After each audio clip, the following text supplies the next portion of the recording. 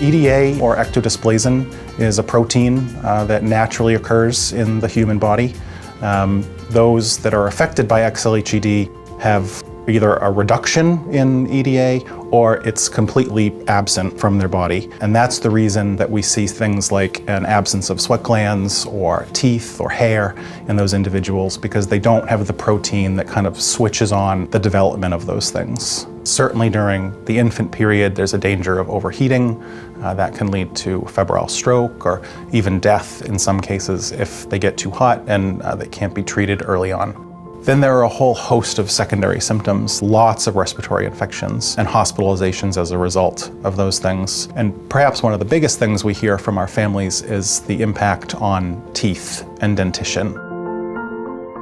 EDI 200 is a molecule that we produce in a laboratory, and it's essentially a replacement for a molecule that is already present in most people that aren't affected by XLHED. And a good way to think about it is sort of a molecule is a person or a worker that goes around and switches on an assembly line. Each molecule is specific to a certain assembly line. In the case of EDI 200, that's a replacement for a protein called ectodysplasin, or EDA.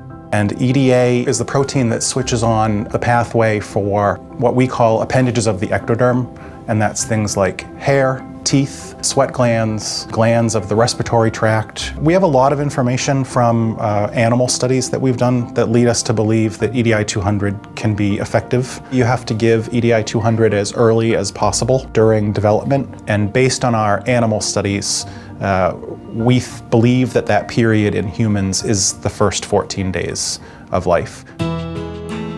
We've enrolled several babies into our study at this point, and all of those babies are in various stages of follow-up at this point, and they all continue to do well. We're looking for newborn baby boys that are affected by XLHED, and we need to find out about those pregnancies and about those births as early as possible so that we can initiate treatment with EDI 200 within the first 2 weeks of life. There are 3 key steps in determining whether or not a baby is potentially eligible for our clinical trial. The first is to determine if the pregnant mother is in fact a carrier, and we can do that via a simple blood test during pregnancy. If she is in fact a carrier, the next step is to determine if she's carrying a boy. And then the third step is to determine whether or not the baby boy is XLHED affected.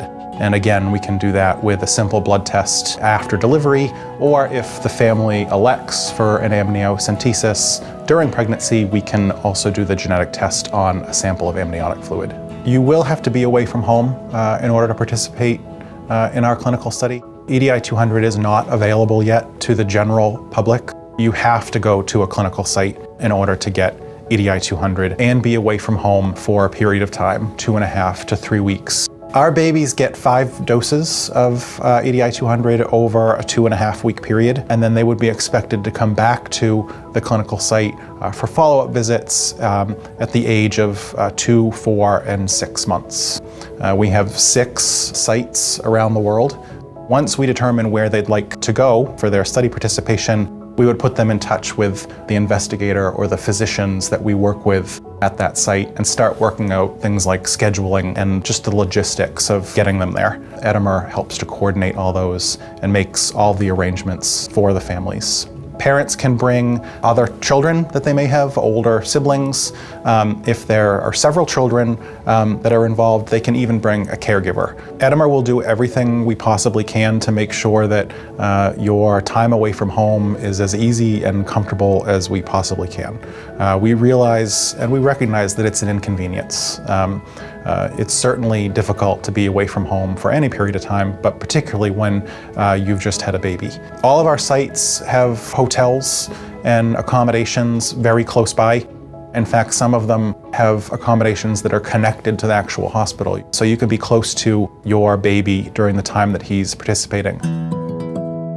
We have a few services that we've sort of put in place to help. The first is a service that we offer through a company called Informed DNA, which provides over-the-phone genetic counseling services. So if women or parents in general have questions about genetic testing or inheritance patterns or family history, they can call Inform DNA and speak with a genetic counselor over the phone. We also offer genetic testing to women free of charge, women between the ages of 18 and 40 through a program that we call the XLHED Global Gene Screen.